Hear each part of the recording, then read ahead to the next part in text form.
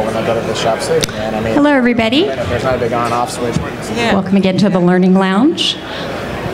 Our next panel discussion is which comes first, retail or DRTV, and seeking the golden egg. Please welcome moderator Tim Hawthorne, founder, chairman, and executive creative director of Hawthorne Direct. Tim?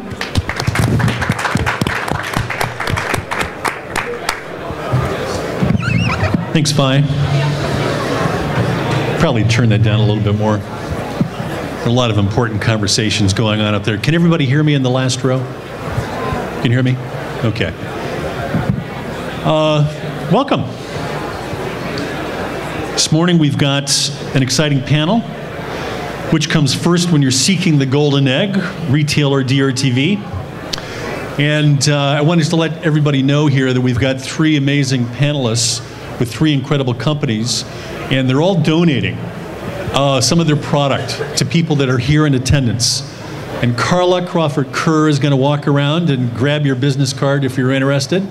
In potential at the very end, what we'll do is we'll do a drawing for the different products that are available from these three companies. So if you're interested, when you see Carla come around, just give her your business card. Just a couple of opening remarks. I wanted to start by asking another question whose answer directly impacts this larger question, and that's, what do you consider one of the most significant changes in our industry in the past 20 years? And for me, the answer is pretty simple, and that's that retailers have come to love DRTV products. In fact, hit products that are heavily supported by direct response TV dollars are the holy grail for many retailers like Walmart, Bed Bath & Beyond, and Walgreens, to name just a few. But as many of the DRTV veterans here can attest, this love affair is relatively new. Rewind the clock 15 years, and DRTV marketers were fighting hard to justify even a sliver of retail real estate, often settling for placement of a 3-foot wide shelf dedicated to as seen on TV products. But when creating product success, which comes first, DRTV or retail? It's a question that's on marketers' minds as they develop new product marketing plans. So now, historically, the answer to that question was clear-cut. Without an established DRTV campaign under its belt, a product had little chance of securing prominent retail shelf space. Products had to be proven on air first, mainly through the use of 800 numbers, before merchandisers from Walmart and Target would give them a second glance. And it was a double-edged sword. Just as retailers weren't sure if they really wanted those products in their stores, marketers were concerned that retail sales would cannibalize their DRTV sales. Today, though, both parties recognize the value of each other. Marketers value how retail can extend a product's life, while retailers love the additional DRTV media dollars and the products they support. In this session, we're going to hear from three major players on the DRTV and/or retail scene and find out if the DRTV medium is best for simply driving retail and lead generation, or if products can still be sold directly by a major brand. What valuable advice can they share with new product marketers that are trying to achieve the right DRTV retail balance? And what's around the next corner for the DRTV industry? Let me introduce my panelists right now. On my far left is Patrick Baynes, Vice President and General Manager of Gaiam. Patrick, you've got a lot of employees here, I see. Right? I paid them all well. Patrick has been with Gaiam, a healthy lifestyle and sustainability-focused multi-channel marketer for over 10 years. He's responsible for the day-to-day operations of the DRTV division, including product development, telemarketing, media, customer service, and fulfillment. Gaiam is known for its works on DRTV brands like The Firm, Step 360, Express Ready Set Go, and Billy Blank's Tybo. And I think he's giving up, for the sake of this audience, the Step, was it the Express Ready Set Go and the Firm Express. And the Firm Express. So make sure you get your cards in on that one. Next to Patrick, thanks Patrick for being here. Next to Patrick is Art Jacobsen, VP of CarMD.com. Art has some employees here too, that's good. Art has more than 20 years of experience in automotive testing and product development. His work has been directly related to making vehicles and emission control systems operate more efficiently throughout the car industry.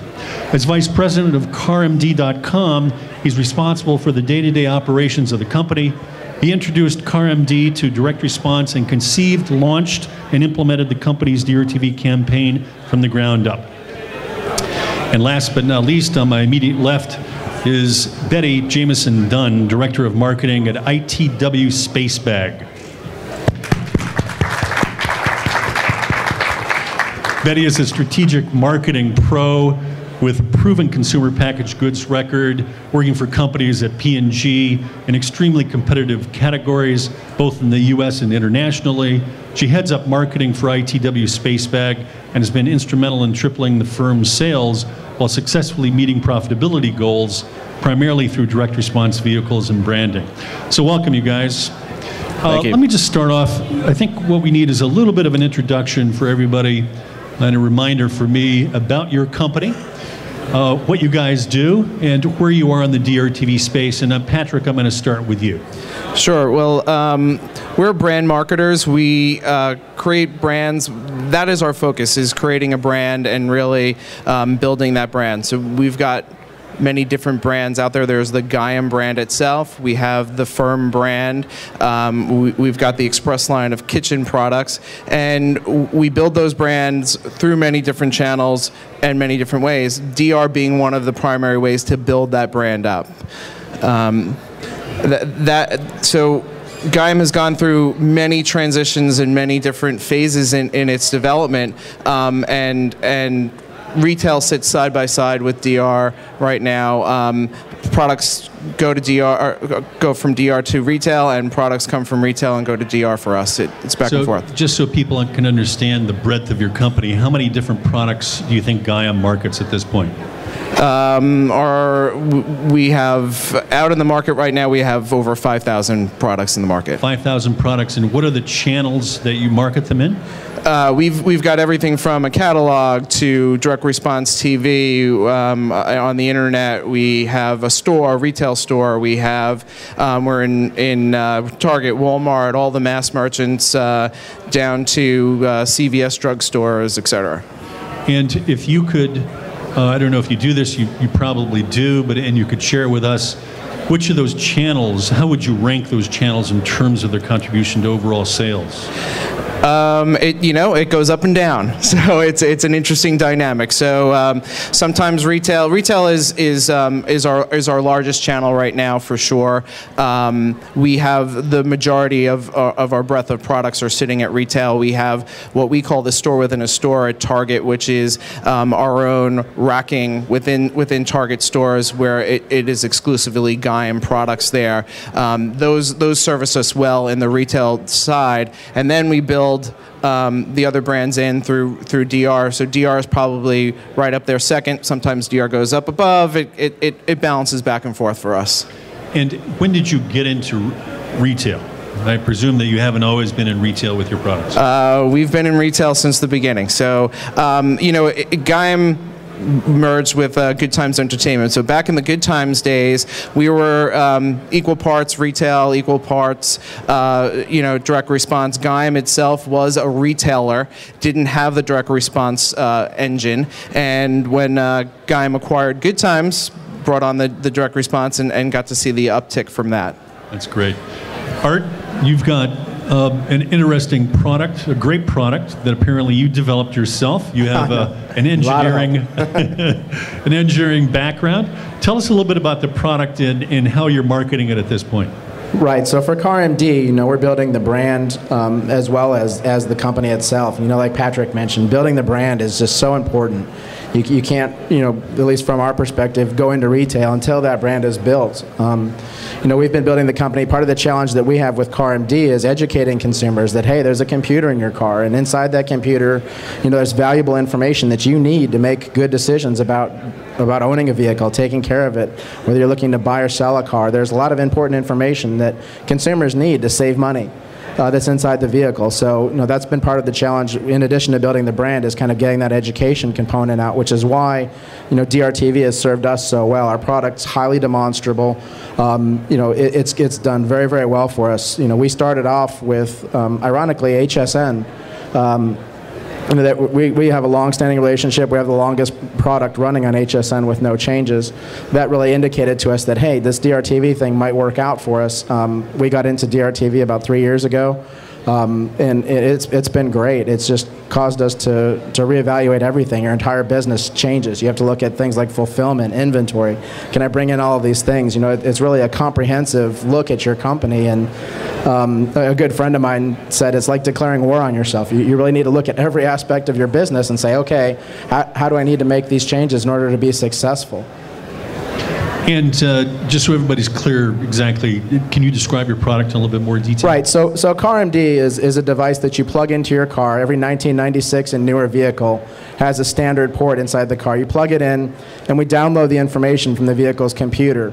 Then you take the device to a Mac or a PC, and we upload it into the cloud, and we tell people what's wrong with their car, what they need to do to fix it, and then how much the repairs are going to cost. So, we're basically empowering consumers. Whenever we go into the mechanic, everybody's, there's no other situation that you actually go into a repair center with a checkbook in one hand and a pen in the other hand saying, how much is this going to hurt?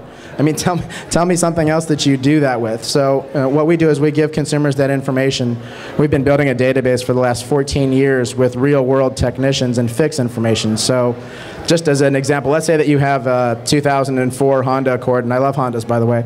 2004 Honda Accord with 120,000 miles on it, and your check engine light comes on for EGR, which is exhaust gas recirculation. You're not the only person with the 2004 Honda Accord. You're not the only person with 120,000 miles. You're not the only person with the check engine light on for EGR. So we draw on that collective knowledge of people that have gone before you and telling consumers with a high degree of accuracy exactly what's wrong with their vehicle and how much the repairs are going to cost.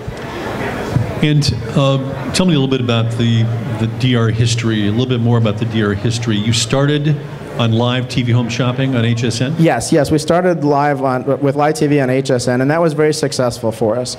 Again, our product is highly demonstrable. In order to get it, you need to see it, touch it, feel it. We actually started with HSN, and for a long time thought that direct TV would be a very good channel for us, and it's proven out to be. It's something that our company is extremely conservative, so there are a lot of things that we had to change in our business model that people were uncomfortable with internally at our company. So that was a struggle. But we overcame those struggles, and there's a lot of struggles. I mean, to be completely honest with you, the first version of our infomercial did okay. There's nothing to write home about. The second version did worse than the first, and those were my changes. The third version went gangbusters. So having a patience and a persistence, and I almost call it a stubbornness. You're 90. I think it's like 93% of infomercials fail, and the ones that don't, those people are in this room. So you need to kind of draw on that collective learning from people and really pull out the best of the best and use that in your business. There's a lot of things that we had to change internally when we went to DRTV, and I'm sure everybody has horror stories of when they launched DRTV or they grew it. There's a lot of things that you need to take into consideration with, and it really is declaring war on yourself and changing these things and adapting to the demand and into the challenges of being in DRTV. So again, you were for a year or two on HSN before you did long form, short form? Yes. We've been on HSN since 2006. So we were on there for about 2.5, 3 years before we launched long form. So that was a real good indicator for us. Hey, this is going to work. It's going to go. So HSN. Great relationship with them. We have a very long-standing relationship, and that served us well. And you can argue that that's actually even retail to a certain extent, but they use a lot of the same tools. Essentially, the people at HSN are probably not going to like me saying this, but it's a 24/7 infomercial. They're using the same mediums that we are. People tune in, they watch it, they see the product on TV, and they have direct sales. So it's a great indicator to show how your product is going to do with direct response. At least it has been for us. And just also to remind everybody that you are the one person up here whose product is not at retail. Is that correct? That's correct. Don't say anything yet. Well, we're going to find out exactly why you're waiting. Okay. I'll defer my answer. That's a subsequent question, but it'll be a good answer. And Betty, tell us a little bit about SpaceBag and its history and where you're at.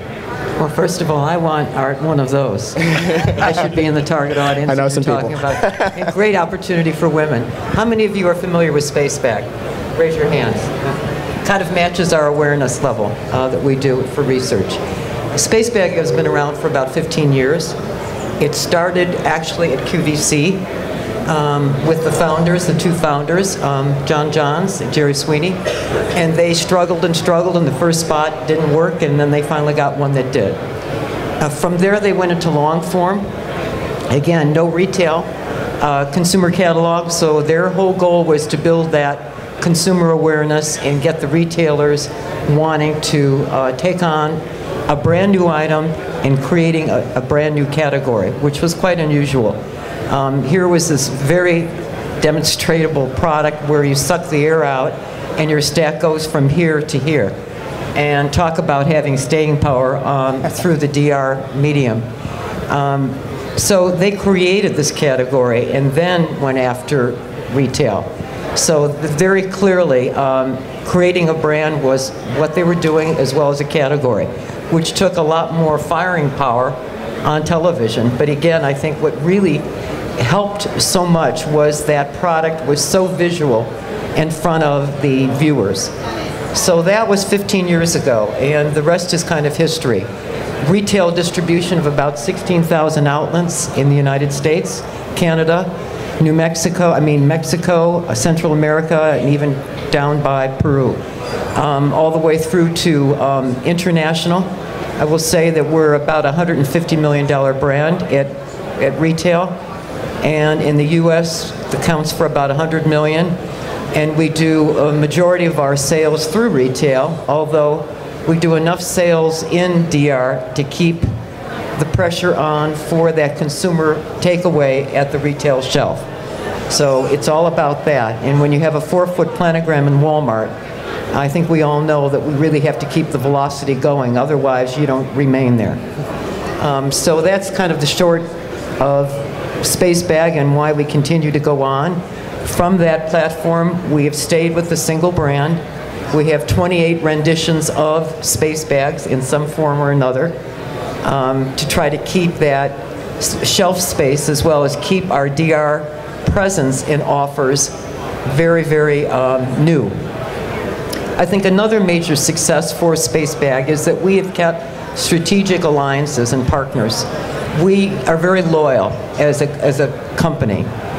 In fact, Envision, who is our production agency, our creative agency, is right in front, part of my cheering crowd. Sean Fay has been with us for 15 years, producing excellent spots.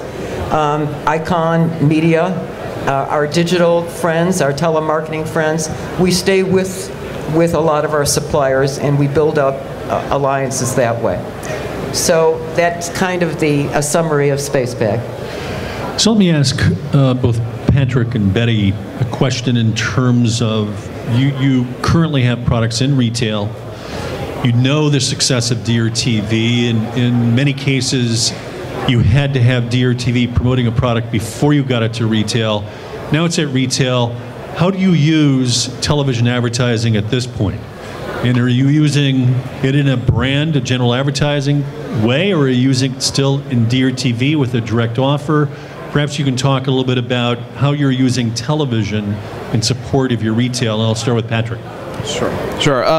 Well, what we do is we build the brand, and so what we found we do best is we build generations on those brands. So we take a brand, say the firm, and it'll start off with one product, and it'll be there, and then it'll be doing well. We'll put it out at retail. It'll do well. We have extended brand at retail, so beyond just our infomercial product, which is really in the first generation really one specific product. Then we've built out a full line of less unique items, more generic items that we've made more unique by putting the firm brand on it and then putting some kind of media with it to enhance that exercise brand. And so we built that out at retail, and then so when we see that first generation kind of starting to lag and starting to slow down, we come out. And in the meantime, we're thinking of our next generation, obviously. But we build that next generation, so we keep the brand going. We keep on building it tier upon tier upon tier, while we still drive that extended brand out at retail. And that's our primary focus when we're building a brand. So I guess the question is, every time you do a new generation, you're doing television advertising to support it. And is that DRTV with an 800 number, driving people, telling them what the price is? In other words, you're introducing essentially a new product, a new generation with DRTV. Exactly. We do it all through DRTV. We don't do any, the spot ads are few and far between, and for the most part it is, we don't do a lot of retail-driven advertising. It's mostly 800 number or website-driven DR response media that we put out there. It's crazy for us to try to do anything else at this point because DR works well enough on its own that you might as well do that and then drive the retail as well. So has anybody ever come to you from Madison Avenue and said what you need to do is a truly brand spot for the firm with no 800 number? Everybody comes with different suggestions all the time. What you take is what you take. Like I said, when DR can pay for the spot itself and more, why not do DR? Why just pay for a spot? So you don't have, I'm sure you have had people come to you with an argument that, listen, Gaiam, you're building a brand. Gaiam is a brand itself. You're not fly-by-night. When you put an 800 number or URL on your spot, you're dragging the quality of the brand down. That's a lot of people's opinion. It's not necessarily mine, but I'm just saying that people have that opinion. Your sense on that? Well, we were talking about this actually right before the panel, and we were saying that there is a barrier to entry in the DR. There's this overall perception, and not only do what we do affect that, but what everybody does in the DR space affects how our brand is perceived in the DR space, and so there's that little bit of a that barrier you got to get over. But if you build a reputable brand and you treat your customer properly, that customer will come back to you and they will not feel any less about you because you're a DR brand. So you build the core firm brand, and then you have ancillary products related to the core brand, such as yoga mats or whatever. Right, exactly.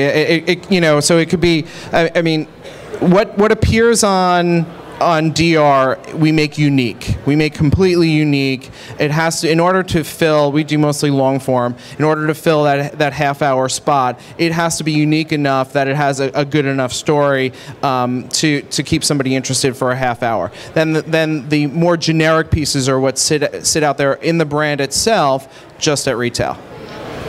Great. Betty? Well, we have a little bit more of a challenge in that we have one brand, one platform. We have variations on a theme with different forms. As I mentioned, we have 28 derivatives of SpaceBag. But we continue to keep our DR message, which is a short form, fresh. About every 12 to 18 months is usually the lifespan of a spot, sometimes a little bit longer. And we look at the offer, which is a big component. We try to keep the offer with the shipping and handling comparable to retail. It's not the same. It's a little bit more aggressively priced.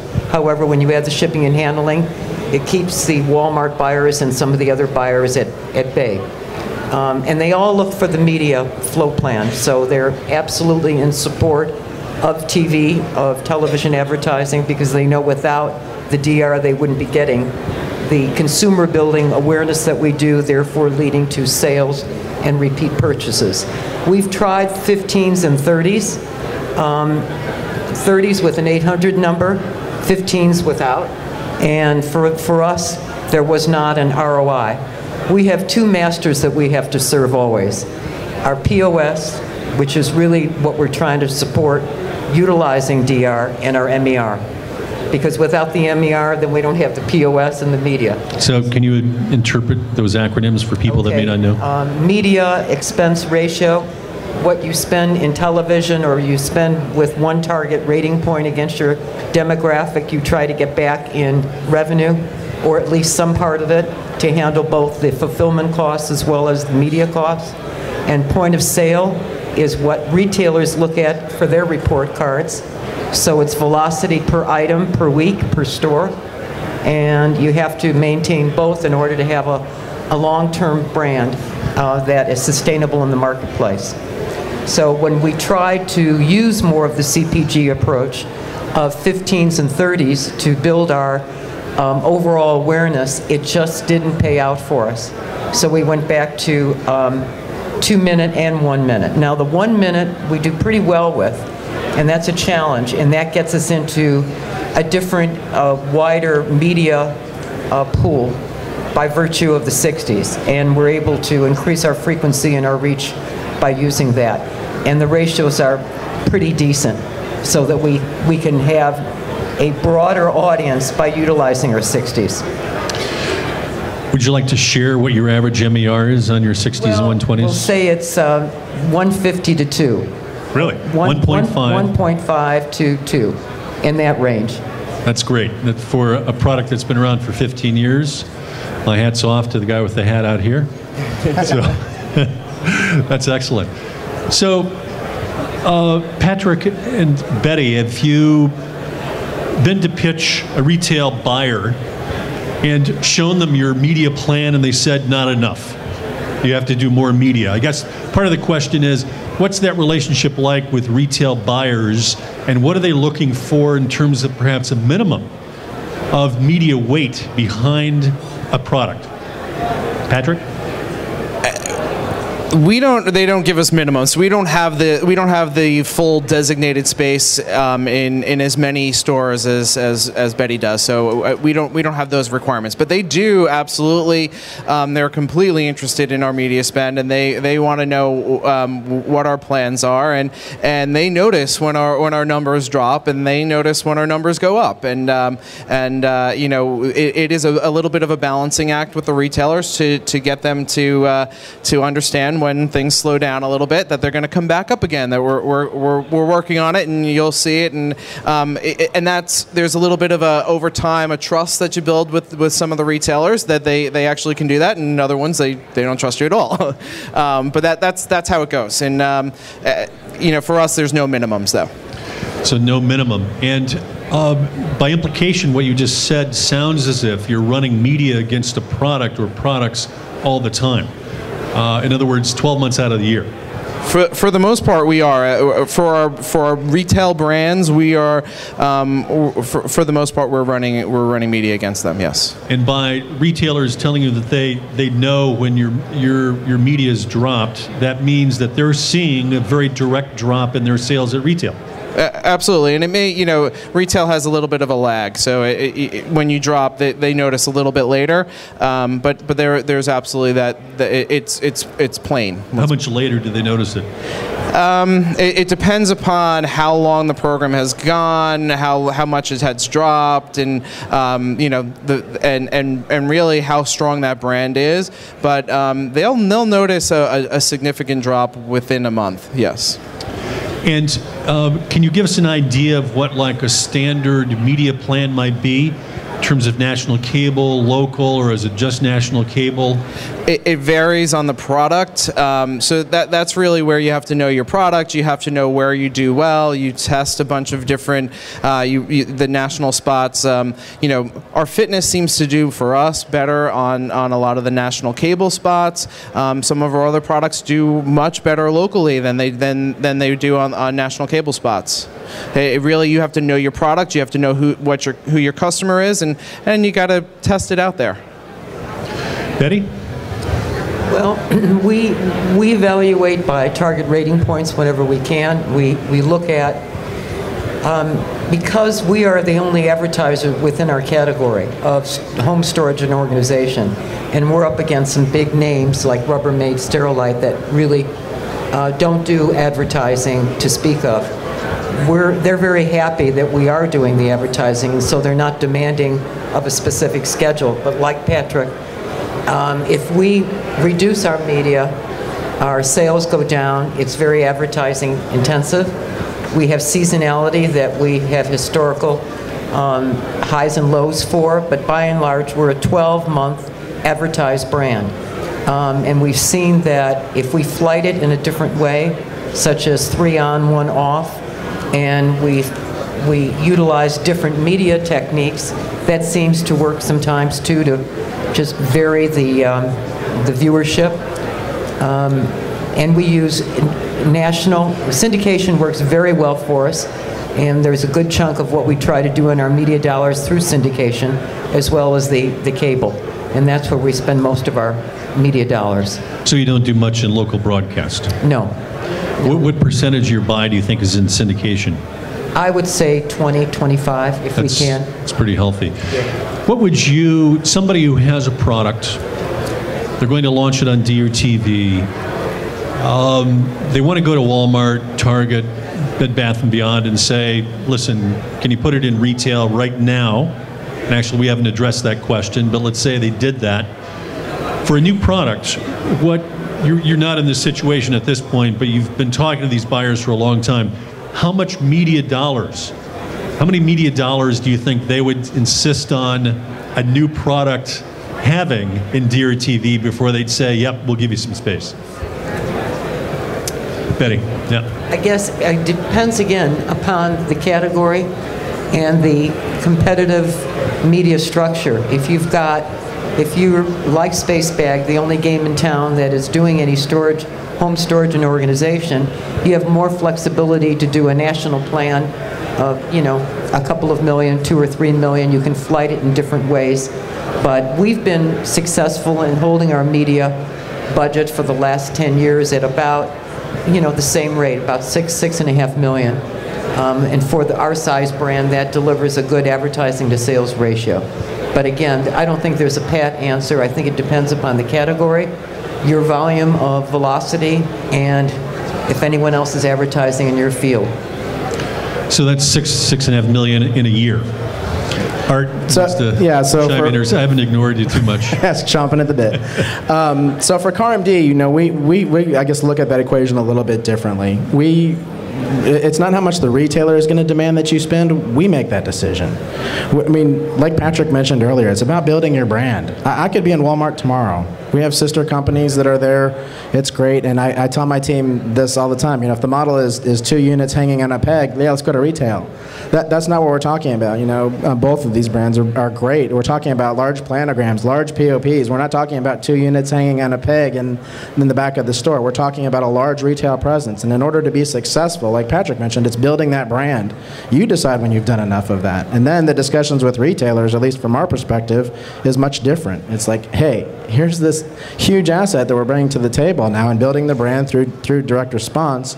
It's a very different discussion than, hey, I have a new product that I think will do well in your store. I mean, put yourself in the mind of the retailer. They need to make a decision. They've got X square feet in their little department of their big store that they need to show an ROI on, and they want what's going to have, like Betty mentioned earlier, it's what's going to have the velocity and is going to give us the turns that we need in order to make this square footage profitable. And to do that without having a large direct response presence, I think at least in our experience, it hasn't worked. So here's the question: why have you been holding out?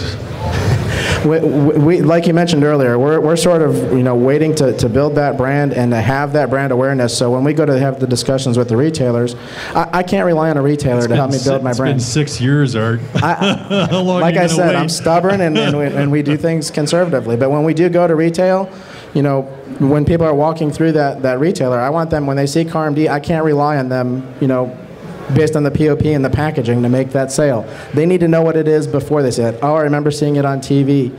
Great. I know what that is. I know what the product is. I need it. And like Patrick mentioned, the offer is a little bit different in retail versus the direct response. That's great. They see it. They know what it is, and then they buy it. So let me ask you a little bit, because you probably are getting stalked by retailers and have been for some time. What's been going on there? You're talking to everybody, they're talking to you? Right. I mean, we've been approached by a lot of retailers, and we've waited just because, at least from my perspective, and this is probably, again, part of my nature and my conservativeness and the company as well, we want to make sure that we've done enough building the brand so we have that velocity. So yes, when we do go, boom, people know what it is and we're selling through. That's the situation that we want to be in. We don't want to be in a situation where we're loaded in retail and things are moving slowly. So we're holding back. We're just now starting to have some pretty serious discussions about moving to retail, but it's a very different discussion. It's okay, we're in the IMS, here we are. Now that's a different discussion. It's different buyers that we're talking to, different areas. For example, our product, automotive, and if there's any automotive buyers out here, I apologize ahead of time. In a lot of these stores, that's not the most heavily trafficked department. The guy that buys milk has more buying clout than automotive. So, we're really, a lot like Magic Jack. They're talking to the phone people. And there's a lot of successful brands that have done this. You're talking to the guy who's buying phones for one of the big box retailers. Yeah, he doesn't really understand. So it's building that brand and having the right approach and the right store and the right location within the store. And then having a retail launch that way, being strategic and disciplined about it. So you've... forgive the pun, but you've made this a real art, it sounds like. I think it is an art, going from DRTV to retail. And Betty and Patrick, maybe you can comment on this too. The timing. If you have a DRTV success, right now it looks like, well, let me just step back a bit here and first ask whether or not any of you have had an experience with a product that was successful at retail that then had success in DRTV. I'm getting a no, it looks like. Betty? Yes. You have? We had not really a new product, it was a line extension, but we started off in retail, we saw some velocity building, and then we decided to have that in our offer. So, but usually it's not that way. In fact, we've tested some new product line extensions as well as new products through the DR route first. We call them an initial new product test. Try to keep the media down and the production costs down to see if there's some validity. And they haven't always worked. And we've tried to keep our, as I said, our budgets down. But we've tried that, and sometimes that works as well. But usually, you launch it with DR, and then retail follows.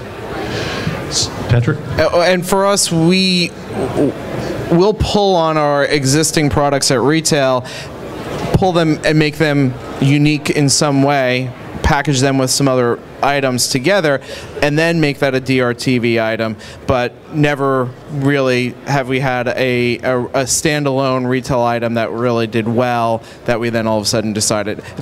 The more common example, I think, is on home shopping in some way, where you test it out on home shopping, see if it does well there, and then you invest in a full DR program. So let me ask you, because Art is here with a hot product for 6 years in DRTV, a little unusual, I would say, on the normal scope of a plan. Patrick and Betty, what do you think? What do you see in terms of averages, in terms of, I'm going to take a product, I'm going to prove its success in DRTV, and then how long after you launch and prove that success do you want to be at retail? I would say 6 years is too long, but I think you're leaving money on the table, but you're also protecting your brand, which is your most important item for you. So I understand that, because the risk is that it goes out to retail, it doesn't perform as well, and you either got a whole bunch of returns or you've got to mark it down, and then you've degraded your brand. And I understand that's not what you want to do. You'll do it at the right time when it's right for you, and I think that's kind of the interesting thing, is every company is a little bit different. Everybody has their own goals. Everybody has their own benchmarks that they're looking for, and that's why this is really different across the whole industry. And for SpaceBag, again, I rely on the history, launched through QVC for some period of time to prove the validity against the target, then through consumer catalogs, and then long form. So I guess all of that took about a year and a half, and then retail. So at the longest, a year and a half before retail is hit, after some proven successes, which again gave you some more confidence that you had a winner. So the getting to retail in a way seems like it's the Holy Grail. And again, Art has that Holy Grail right in front of him, and he's not grasping it yet.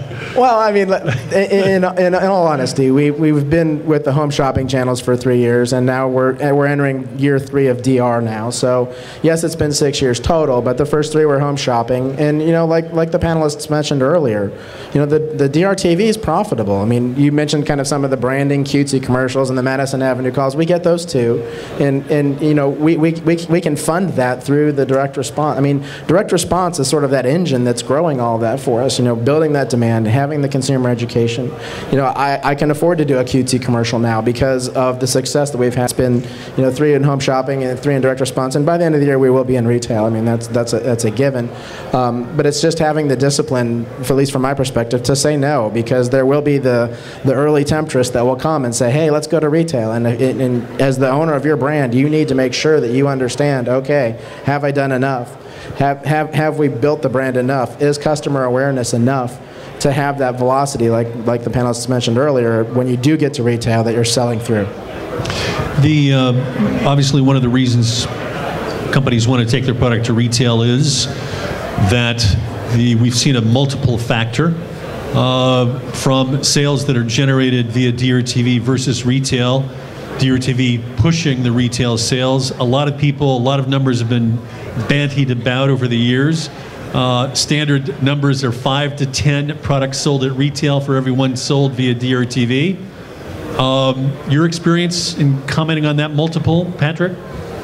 Again, it depends upon the product. Yeah, our multiples are. I mean, if you take the full line extension, it's over 5 or 6 per unit sold on DR. But the actual DR kits, it's lower for sure for us personally. So, can you apply a number on that? It depends upon the program. It could be. It could be 2, 3 times. Right. That's kind of my sense too. Betty, your feeling? We're probably in the, if you take all of our products and you amortize it over our segment of DR, probably about 8 to 1 overall. 8 to 1. So we've got a range here of 2 to 8 at this point, which I think is probably pretty realistic. So getting into retail is going to be very good for you once you decide that, Art. So. If we have anywhere near 5, I'll be dancing in the streets. Let me ask you guys, if your product is at retail, Patrick and Betty, if your product is at retail, what do you do differently on the creative side when you're doing the spots? What are the spots going to look differently than if you were just launching a product and not supporting retail? For us, it doesn't. We don't vary the spots necessarily. We really are still focused on the DR customer, and we're not driving as. Maybe that's why we're not getting the 8 to 1 ratio that Betty's getting, because we're not changing our spots to that. And we really look at what we call a hybrid. We want to be branding first and foremost, and we want to have that look. And that is sometimes a lot more expensive for production values, as we all know. We try to bring in top directors, top talent, to give it a CPG look, but yet we are a direct offer. So we try to do that balancing act of first branding and then secondly driving DR sales with the hot offer. But one of the things that that we've observed as well is that the lines are getting really pretty blurry between when you're in retail and when you're not in retail. So we're on Amazon. Is that retail or not? HSN, QVC, is that retail? Well, you can argue yes and no. So particularly with the 4 screens that we have now, a lot of at least from my perspective, the line is really, really blurry as to what is retail even. Some of these out-of-home things where we can have creative that, okay, that's not an infomercial anymore per se, but it's a loop that's running on a kiosk or, in a POS. That type of marketing is yet another channel that, okay, is that in retail now? But a lot of the assets that we have from creative are definitely portable to those 4 screens, mobile included. So Betty, let me ask you, Betty, about international. Do you support your international retail with international DRTV? That's been a challenge for us, especially in Europe, because we did not establish the brand as the first to come to market for a vacuum seal storage bag. There were Asian imports that came into the European marketplace, and therefore we had to play catch up. So we've tried our direct route in the UK by having an agency that advertises for us while we're developing with another company and a distributor a retail presence. And that's worked okay. It hasn't worked as well as it has in the United States. And then what we try to also do are pick distributors that have the staying power to not only reach retail, but also we help support and fund DR and have that be a separate profit center for them. And this is what we had a chance to do. So it's been difficult. It's been more of a challenge internationally.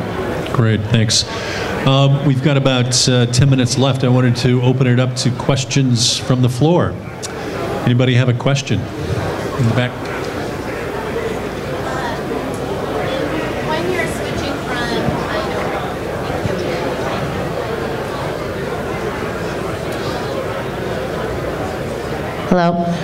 when you're switching from a very successful DR campaign and you're going into retail channels, what type of cannibalization do you expect to see, if any, in DRTV, and how does that affect the life cycle of the product? Well, I'll answer. We don't see that cannibalization. We see just the opposite. We see a proliferation of sales the more that we advertise. So it works the other way around. And because we waited until we had a proven consumer successful product through the QVCs and the catalogs and a track record in DR, we were able to take that to the retailers. But it's just always the opposite way. And we try to do different offers to separate our retail packs from our DR. That helps too. Patrick, you got a take on that? Yeah, we don't see a real degradation either. We kind of the retail consumer, at least in our eyes, is a different consumer than the direct consumer. And actually, Betty's point on making the offer a little bit different really kind of helps that out too, I think. Good. Other questions? Did you have a question up front? I did. Hold on. You mentioned something about in the England market there were other competitors, the Asian. Did they not come into the U.S. and try to do the same thing? How did you hold them at bay? Kept our prices down. It was a major strategy to keep Asian imports from coming in for private label or for others. We had to take some price decreases at times to be competitive in the marketplace and to keep others. Plus, coupled with the advertising, it kept all of the heavy competition from coming in. There's still some that is here, but very little. Over here. Yep. Thank you. This question is for Art. You mentioned your long form, the first show, it did okay, I think, to use your term. Yeah. Then you opened it up, results were worse, then you went to a third generation and it rocked. So can you tell us what the learnings were from that process? What did you really find out? What did you do? Sure. A couple of the things that we learned from the show, and I guess when we made the first show, we were very cautious, and probably to a fault, to not have sort of time-sensitive information. For example, the economy was not doing very well, so we really didn't want to make the show, keyed towards the economy because it could turn around. And well, look how that worked out. So, one of it was really a tweaking of the value propositions for consumers, so they could clearly understand save money. The third version of the infomercial, we really punched save money. So clearly illustrating how people can use CarMD to save money was very, very important.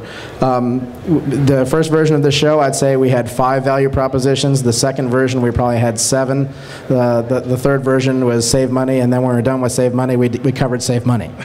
So it was really more an iteration and that kind of brought us a focus, and that's when things really took off for us, when I would say probably honed our message and made it much more tight around save money. Right here. Hi. What percentage of your leads that come in through DR buy through call centers versus on the website? And is there a difference in conversion or a preferred channel? I'll answer that. It varies upon the product. So we have some programs that are, and the demographics of our customer. So we have some programs that are crazy, like 80% come in through phone, and then we have other programs that are 60% come in through, or even actually closer to 75% now on some that come through web. So it varies on the product. Yes, we offer different the phone. We offer different upsells on the phone than we do on the web. So the conversion rates on those, as well as the on the consumer, obviously the web, there's a lot more browsers, people looking for information. The phone buyers are in general people who are more interested in directly buying. I mean, I'll answer that too. From CarMD's perspective, we see roughly a third of our buyers come from online. When we initially made our show, I almost treated that as a failure. I was like, okay, the direct response is direct response, call now. We were even very conscientious about putting our URL there because we viewed that as a reason not to buy right now. I'll look it up, I'll Google it later. I was really, really cautious about that. We get about a third, and one of the things that personally we struggle with is media attribution. So when somebody goes online, you mentioned the example about retail. That's great. Don't get me wrong, love the online sales, but boy, I would really like to know, was it the airing that I ran on Telemundo or A&E that brought those sales in? Media attribution, particularly for online, becomes very, very dicey, at least for us. So yeah, it's basically a third for us. Unique offers at the call center, and kind of having that urgency built into the creative to call now. You're going to get something special by calling was important for us. Betty? We do about 55 to 60% of our orders to the web. We have a female target audience that is older, more affluent. The median age is 40, so I'm surprised, frankly, that as many are coming in through the web. That continues to grow as more and more females at least get more comfortable with the web not only being a research center, but also an ordering center. And we use IVR for our telephone sales.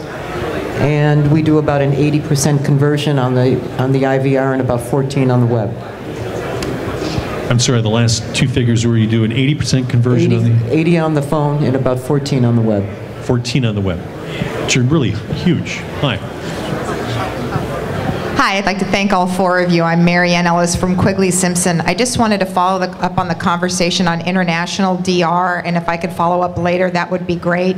We represent clients from Magic Jack to Procter & Gamble, and P&G is really pushing us on quite a few brands on international DR. So I just wanted to hear a little more about what success have you had in that area, specifically Asia, Europe, also looking down in South America. Thank you. Well, South America, we are getting inroads, making major inroads in Chile and also Brazil. Brazil is probably the fastest growing for us. We have a distributor that does advertising and in-store promotions. That's key to building a brand. The currency, of course, kills us because it's insane, but we appeal to a very small percentage of the income there, obviously. Mexico has had spotty results. Usually we do well in the Walmart stores.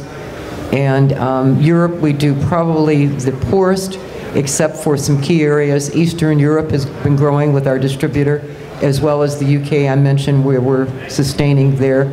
Australia, we do a phenomenal job. That probably echoes more of what we do in the US on a per capita basis.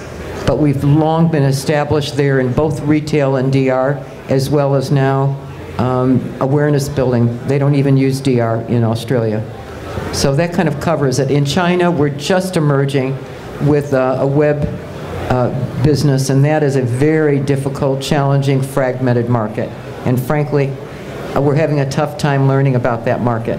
We're way behind the 8 ball there. Other questions? Over here.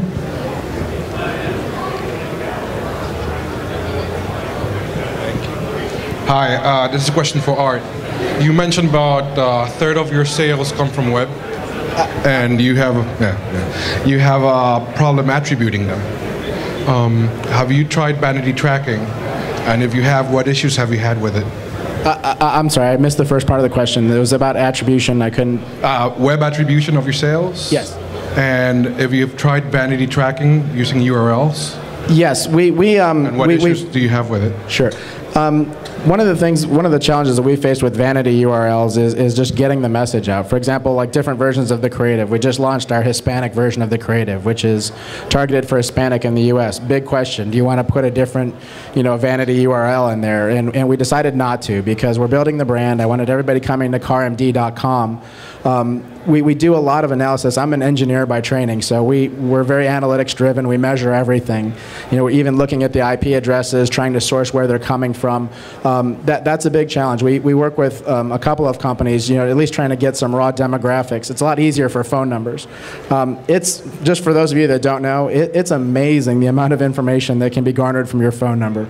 There's a lot of companies that we work with. Looking up based on the ANIs that come into the call center. I can tell roughly what your salary is, where you live. There's all kinds of information that's available to you, and getting that information and understanding it, like I mentioned, and I'm sure the panelists would agree, it's much easier to get that information and attribution and demographic information from a phone call versus a web hit. I mean, we can get an IP address. I can tell roughly where you were at. That's really been the limit, and the vanity URLs, at least in our experience, has caused sort of brand confusion for us. Have you tried vanity tracking, attributing back to the actual spot? No, we haven't done that. All right. So one final question, then we're going to do the business card draw. And just a quick comment from each of you as to what you think the future is of the relationship between DRTV and retail. Healthy, going to be confused because nobody knows what retail is going to be in the future? What do you think? Betty, we'll start with you. Well, I think DR is going to grow and continue as more and more of our consumers are using multi-channels for viewership, ordering, from iPads to phones to QR codes. Everything is bombarding the consumer, and I think if someone in DR right now makes available different platforms for these different media channels, that would be, I think, a great way to look at the future, because it's definitely going to be more dynamic. The things that work today in media buying are going to be out the window. They're already changing dramatically. And the same thing with a DR platform. You have to have more places for a consumer to be able to contact you and order. So I see it being very healthy. Thanks. Art? Honestly, from my perspective, I think the relationship will be very healthy. I think it's healthy now, and it's going to do nothing but get better. I do agree that the lines of demarcation are going to get very blurry using technology and the 4 screens. And the best definition that I've heard of marketing is the art and science of growing your business, and it truly is both. It's art and it's science. Taking all the information that you have, and like Betty mentioned, having several channels that you're going after and pursuing. Retailers have a tough job too. They're limited. They have a brick and mortar facility that's a limited fixed space. They're going to be looking for products, and a lot have come from the direct response industry. The products that we have up here, Little Giant Ladders, Magic Jack, all of these companies have been very successful in retail. Retailers see that. They take notice, and they need to make the most efficient use of the space that they have that they can. And I think products that have a strong presence in DR they're going to command more attention than products that don't. It might be a great innovative product, but if I know that there's $10 million invested in the TV behind it, and I'm the retailer, I'm going to ride that horse. So that's kind of, we see that DR driving retail more, as well as some of these other areas as well. Thanks. Patrick? I agree. I think the relationship is going to grow more complementary. I think you've seen how DR has had an increased presence in retail over the last few years, and I think that will increase as technology grows and people are at some point pushing a button while they're watching TV and ordering right there. So I think that, but there'll always be a place for the retailer, and I think you'll see that relationship grow stronger. Great. Thank you very much. Some applause for our panelists. Good panel. We're going to do a quick drawing here. Betty, what is it that this lucky audience member is going to go ahead and do? Oh, jumbo totes, our new jumbo totes. What is it? Our new jumbo totes. The new jumbo totes. A $19.95 value? Yes, absolutely, with extra bags. Call now, and you'll get 2 extra bags. Do I announce who it is? Yeah. Go ahead. Okay, this is Maria. I can't pronounce her last name. Maloney? Maria Eugenia Maloney. All right. All right. Okay. So, Maria, I think we'll have to send it to you. Yeah. We'll mail all these products to you. Thanks, Betty. Art? Art, people are going to receive? Right, so our lucky winner is going to get a CarMD unit along with our premium health membership. It's $119.85 for the unit, 3 easy payments of $39.95. And they'll also get the premium health plan, which is another $45 value. So you can get all of the information from your vehicle, the technical service bulletins. A lot of people don't know, I guess not to take too much time, but manufacturers have things that are known as silent recalls. They'll say, okay, if a customer comes in complaining of this, wink, wink, nod, nod, Honda, Toyota, whoever the manufacturer is going to fix it for free. The manufacturers don't share that information with consumers typically, but we provide it all on our portal, so the lucky winner is going to have access to that as well. Great.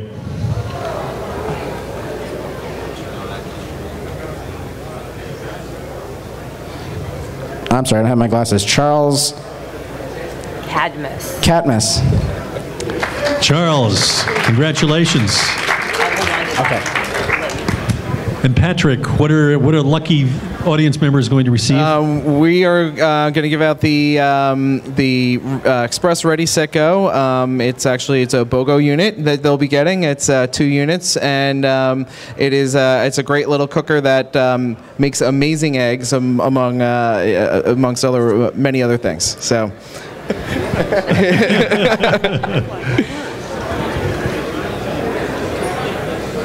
Michael Iwanchua. Purity Products. Ooh. Sorry, I killed your name too. Sorry. Great. Well, thanks for that contribution, guys. And again, thank you so much for your contribution to this panel. I think everybody learned something. I did. And thanks for attending. We'll see you next